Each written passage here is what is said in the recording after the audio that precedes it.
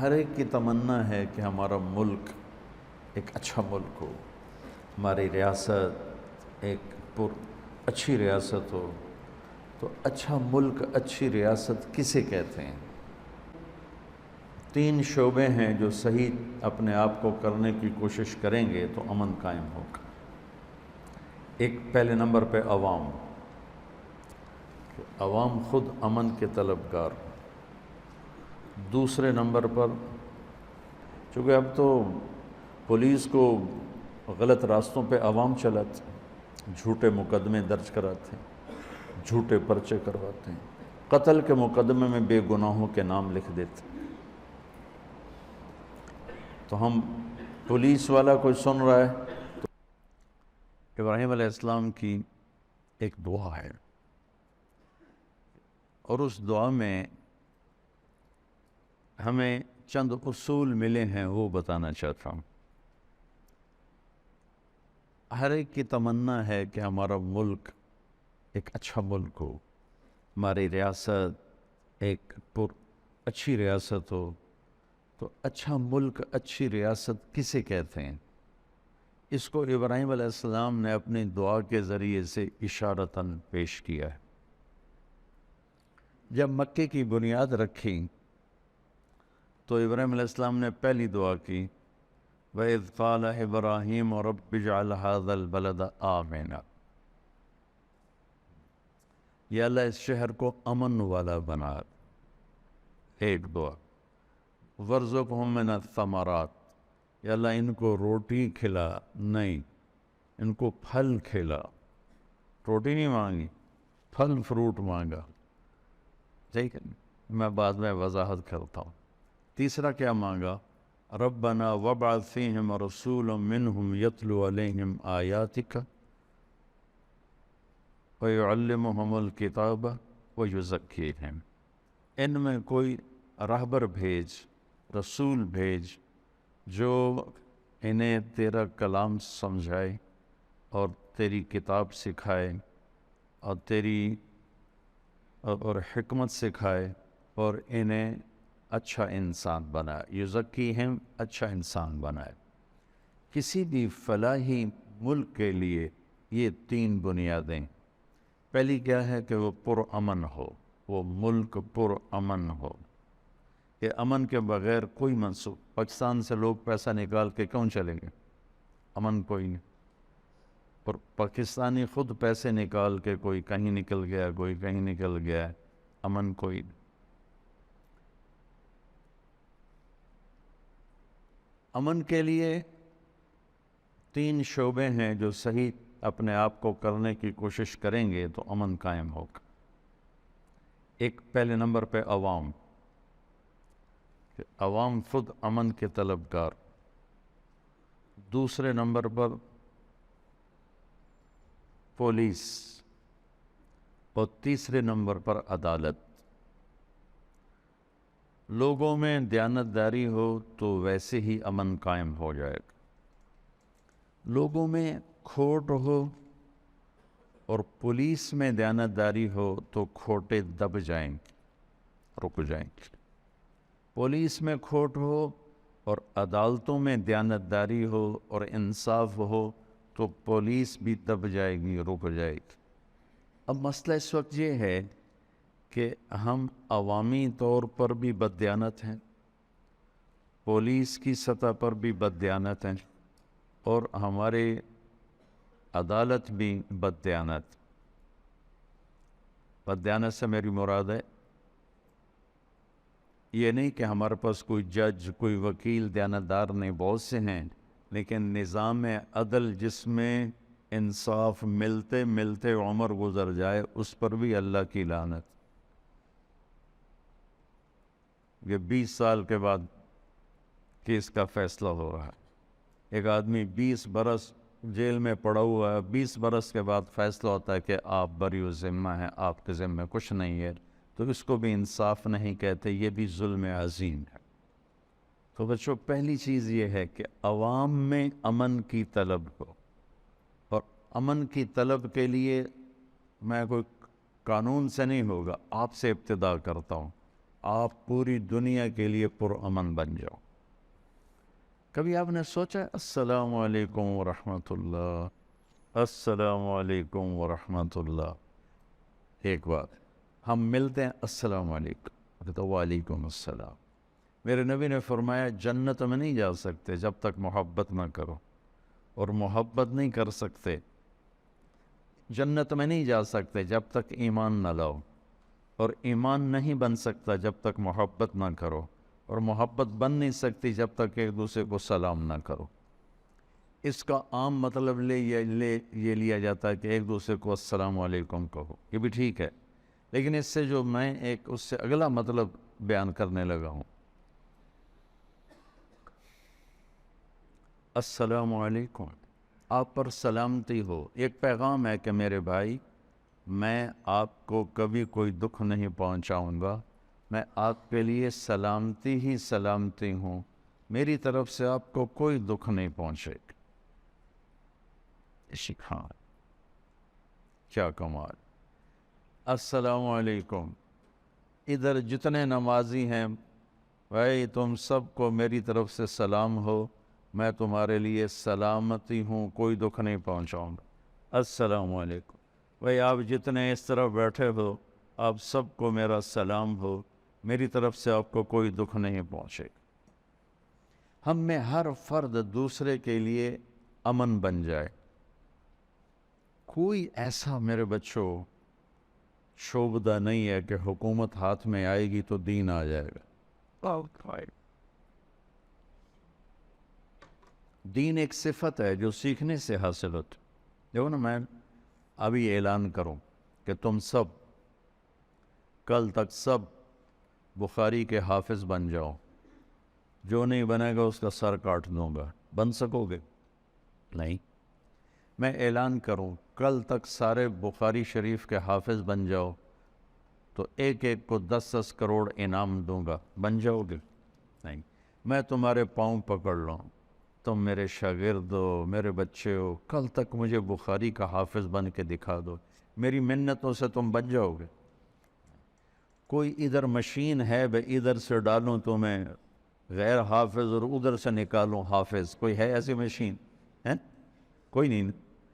تو دین شعبہ بازی کا نام نہیں۔ ایک جو ہمارے ملک میں اللہ رسول کا اتنا تعارف نہیں ہے جتنا ولیوں کا تعارف ہے۔ ولیوں کا تعارف کرنا، ان کی زندگی پڑھنا ہمارے ایمان کا حصہ ہے، لیکن ہم ہندی معاشرت سے متاثر ہیں، ہم نے ولیوں کو بھی اللہ کے قریب پہنچا دیا اور جھوٹی سچا جو کو چاہا لکھ دیا۔ اس امت نے دین کو بچایا ہے سند کے ساتھ، یہ تھوڑا ہے کہ جو مرضی لکھا ہوا آمین۔ شیخ عبد القادر جیلانی رحمۃ اللہ تبارک و تعالی علیہ پیران پیر ہیں، اس میں کوئی دوسری رائے ہے ہی کہ وہ ولایت کے مقام میں سب سے اوپر ہیں، اللہ نے ان کو یہ مقام دیا ہے، لیکن ان کے بارے میں جھوٹی باتیں۔ سلام پھیرتے تھے، جب ادھر منہ کرتے تھے تو ادھر والے علماء بن جاتے تھے، اور ادھر منہ پھیرتے تھے تو ادھر والے حافظ بن جاتے تھے، اور وہ ان پڑھ کہتے ہیں سبحان اللہ۔ ارے بھائی ایسا نہیں، میرے نبی سے بڑی نظر ہے جیلانی کی؟ قطب سبحانی، پیران پیر، جتنے ٹائٹل دو تھوڑے ہیں، لیکن میرے نبی کے سامنے تو وہ ایک تنکے کی حیثیت نہیں رکھتے ہیں۔ ساری ان کا ولایت تو بہت چھوٹی چیز ہے، سارے انبیاء اکٹھے ہو جائیں تو میرے نبی کے سامنے کیا ہیں؟ کچھ بھی نہیں۔ تو میرے نبی سلام پھیر دے تو عالم بنا دیتے، ادھر سلام پھیر دے تو حافظ بنا دیتے، آپ نے تو کیا نہیں تو یہ پیران پیر کیسے کر دیا؟ یہ اس قسم کے جھوٹے قصوں نے وہ دین کا حلیہ بگاڑ دیا، دین کی شکل بگاڑ دی۔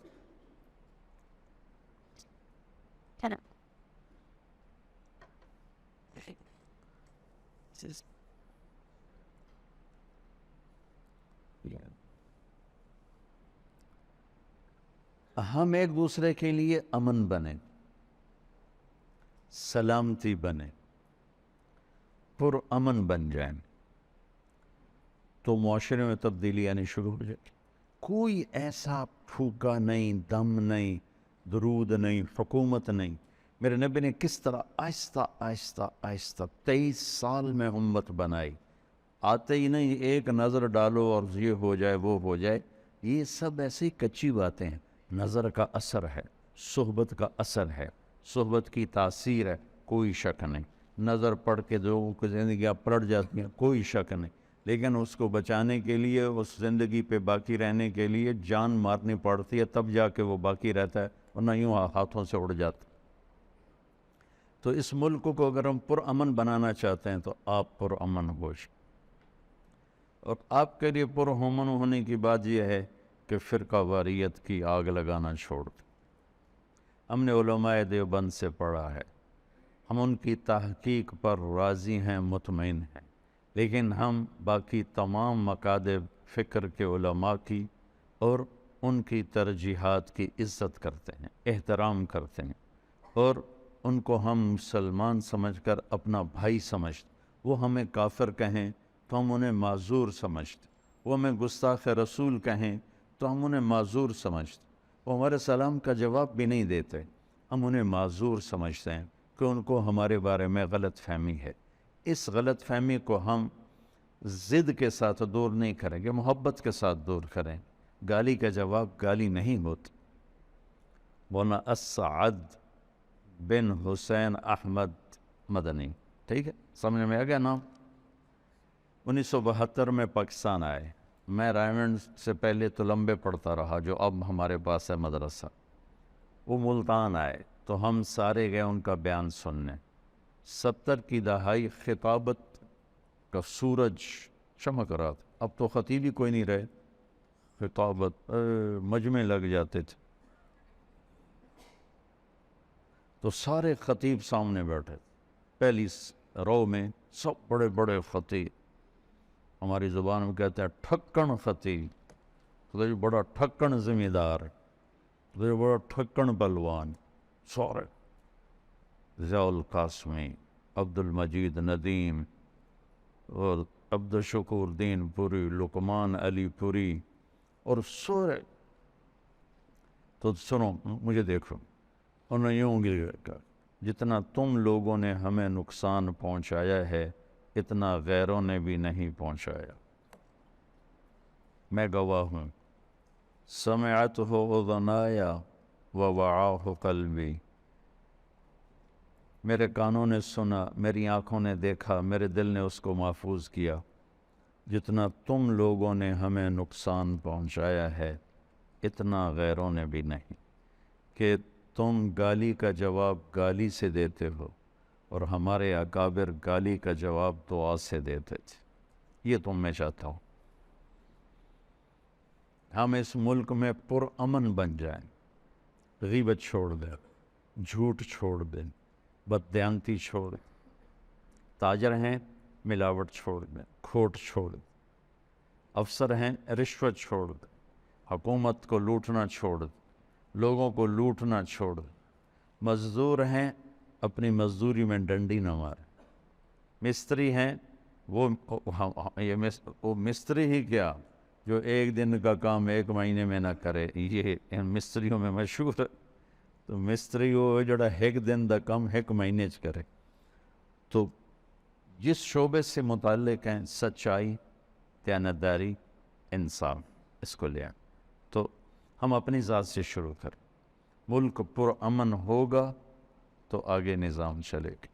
جب ہم پرامن ہوں گے تو 1/3 معاملہ نہیں بلکہ 1/2 معاملہ حل ہو جائے، چونکہ اب تو پولیس کو غلط راستوں پہ عوام چلاتے، جھوٹے مقدمے درج کراتے ہیں، جھوٹے پرچے کرواتے ہیں، قتل کے مقدمے میں بے گناہوں کے نام لکھ دیتے۔ تو ہم پولیس والا کوئی سن رہا ہے تو غلط FIR کاٹنا چھوڑ دو، کوئی وکیل سن رہا ہے تو وہ غلط مقدمے لینا چھوڑ دے، کوئی جج سن رہا ہے تو اپنے قلم کو بیچے نہیں، ان قریب اس کے قلم کی قیمت اللہ لگائے گا کہ ایک دن کا عدل 60 سال کی عبادت کے برابر ہے۔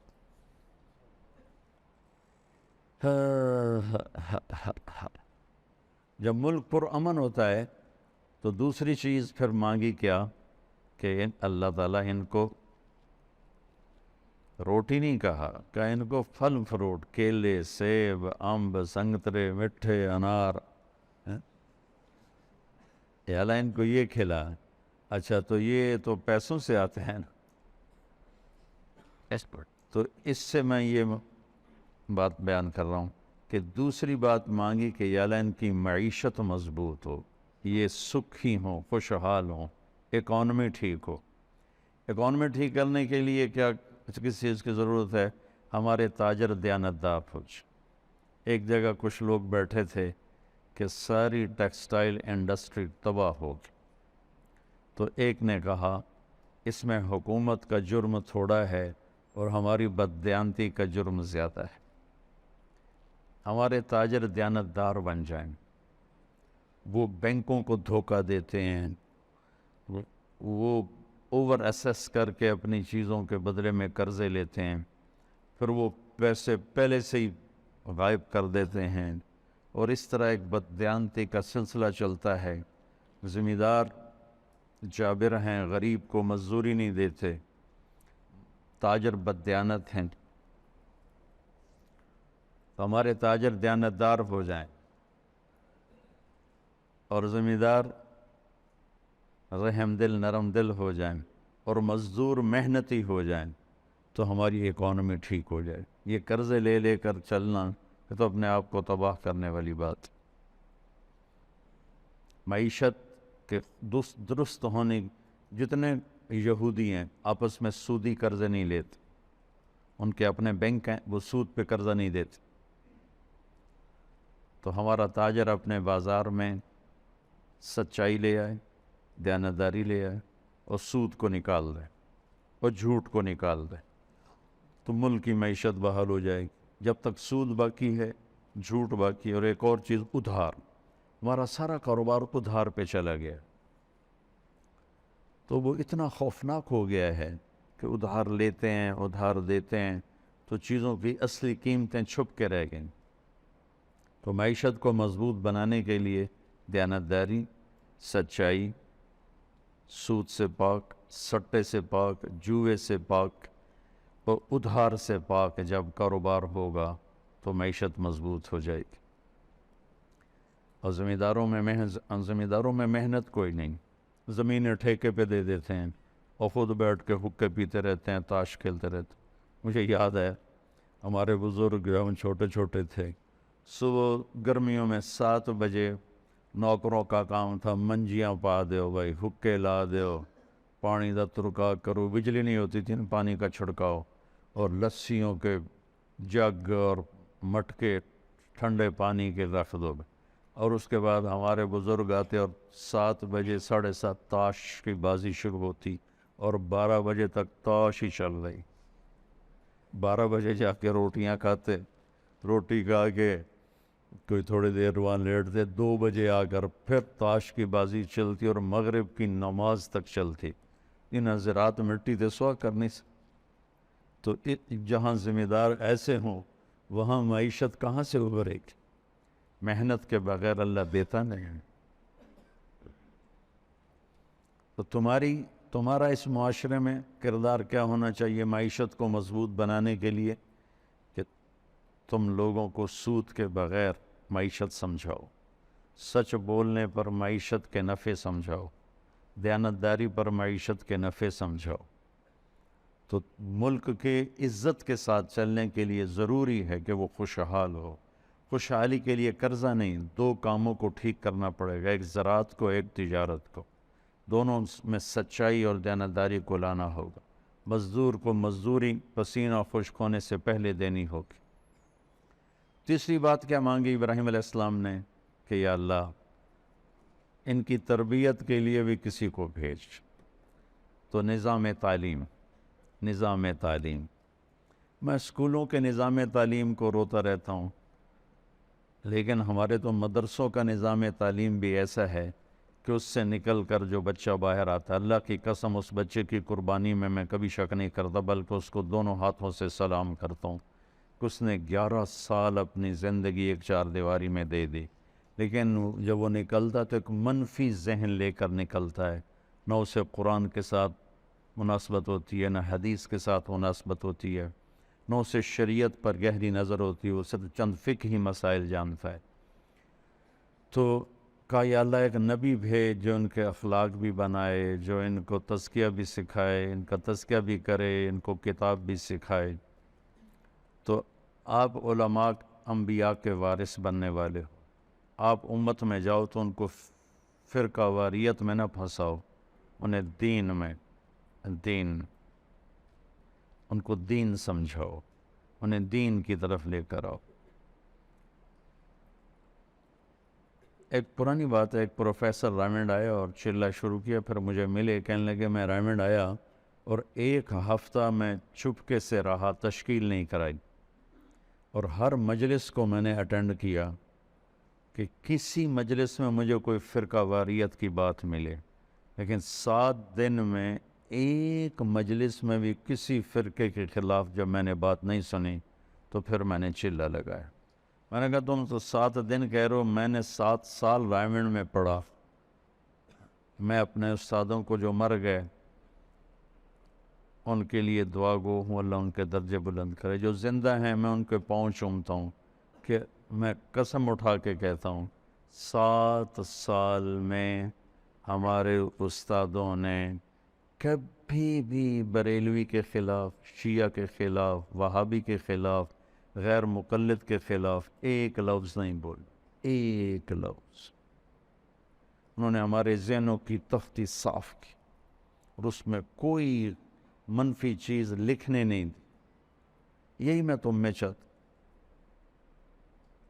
کہ اللہ کرے تم میں سے زہریلے نہ بنو، دیوبندیت تمہارے بنیان کی طرح ہو اور امت پناہ تمہارے کرتے کی طرح، کہ سب کو سینے سے لگے۔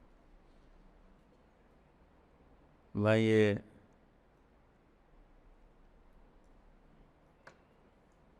جو ہمارے پہلے سال پہلی جماعت تھی، مولوی عدنان صاحب سے 1 سال پہلے مولوی مسعود صاحب ہوتے ہیں، وہاں پڑھاتے ہیں، مولوی اسرار وہ ہمارے گاؤں میں پڑھاتے ہیں۔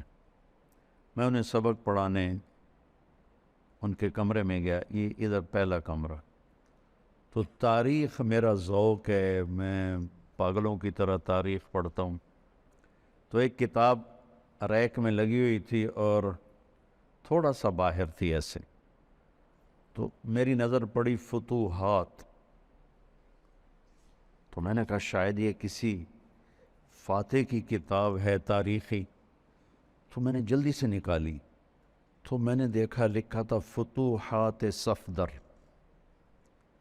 تو نیچے میں نے پڑھا نہیں، تو میرے جی میں آیا کہ صفدر تو کوئی فاتح نہیں گزرا، کیونکہ دنیا کے جتنے بڑے فاتح ہیں اللہ کا فضل ہے، مجھے ان کے نام یاد ہیں۔ ان کی چنگیز خان کی بیوی کا نام برتائی بیگم تھا، ہلاکو خان کی بیوی کا نام دوقوزہ تھا، اور ہلاکو کے بڑے بیٹے کا نام تھا جوجی، وہ حرام کا تھا لیکن اس کو سلطنت میں حصہ دیا، اور چھوٹے کا نام تھا اغدائی، اور اس سے چھوٹا تھا چغتائی، اس سے چھوٹا تھا طولوئی، اور جوجی کا بیٹا تھا اباکا، اور اباکا کا بیٹا تھا برکا، مجھے یوں ان کے نام یاد۔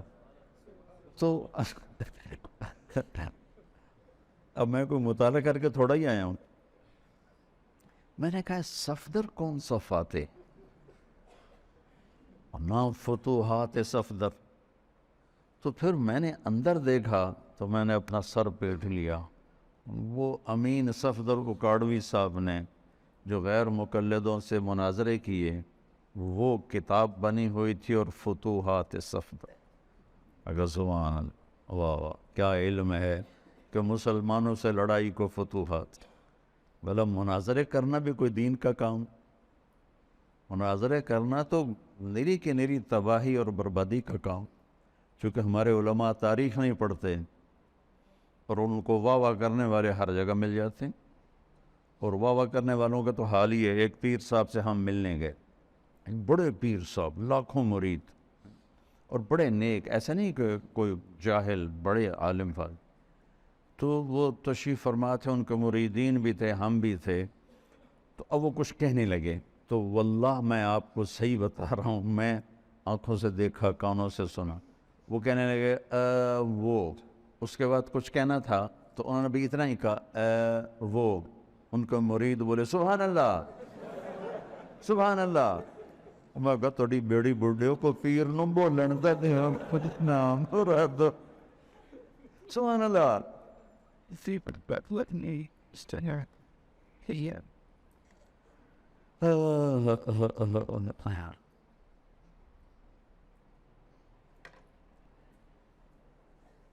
Everybody. تو کسی ملک کی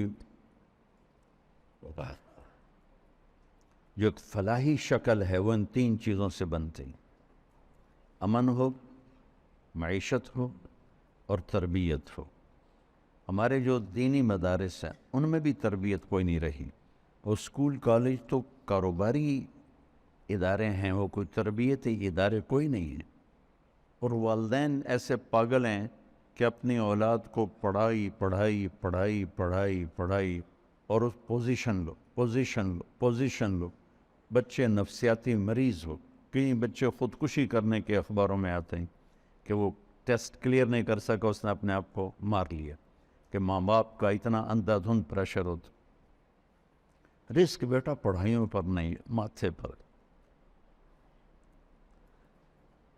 اور دن رات کے واقع ہے دنیا دیکھی، ان پڑھ لوگ کروڑوں اربوں روپے کے کاروبار کر رہے ہیں اور بڑے بڑے ڈگریوں والے ان کی نوکریاں کر لیں. تو والدین سے کہتا ہوں کہ اپنے بچوں کو ٹائم دو. اگر اپنے بچے کو اچھا انسان بنانا چاہتے ہو، پہلے 10 سال ان کو دے دو، باقی ساری زندگی وہ تمہیں دے دیں گے. تو یہ چند باتیں اور بھی ہیں، لیکن آج میرا سر ساتھ نہیں دے رہا، تو آج اسی پہ اکتفا کرتے ہیں کہ ابراہیم علیہ السلام نے ایک خاکہ پیش کیا ہے کہ اچھا ملک کسے کہتے: امن ہو، اکانومی ہو، علم ہو، تربیت. اللہم لک الحمد کما انت اہلہ فصلی علی محمد کما انت اہلہ وفعل بنا ما انت اہلہ انک اہل التقوی و اہل المغفرہ. یا اللہ، یہ ہمارے درس کا سلسلہ ہمت دے. یا اللہ، سر درد رکاوٹ بن رہا ہے، یا اللہ میرے سر درد کو دور فرما اور اسے پورا کرنے کی توفیق عطا فرما. ہمارے ان بچوں کو اور جو بھی سن رہے ہیں، جو ہمارے مدارس میں سن رہے ہیں یا باہر سن رہے ہیں، ان سب کو رمضان کی برکتیں نصیب فرما. پوری امت کو نصیب فرما. پوری امت کو رمضان کی قدردانی نصیب فرما. اس رمضان کو امت کی ہدایت کا، عزت کا، بلندی کا ذریعہ، اس وسیلہ بنا. جہاں جہاں تیرے محبوب کی امت کٹ پٹ کے گئی، ٹکڑے ٹکڑے ہو گئی، انہیں دوبارہ اپنے گھروں میں واپس پہنچا. ان کو عزت والا رزق دے، محفوظ زندگی عطا فرما. یا اللہ، تو ہم سے، ان سب سے، سننے والوں سے راضی ہو جا. آمین. Thanks for watching. Please subscribe, like, share Mufti Sufyan.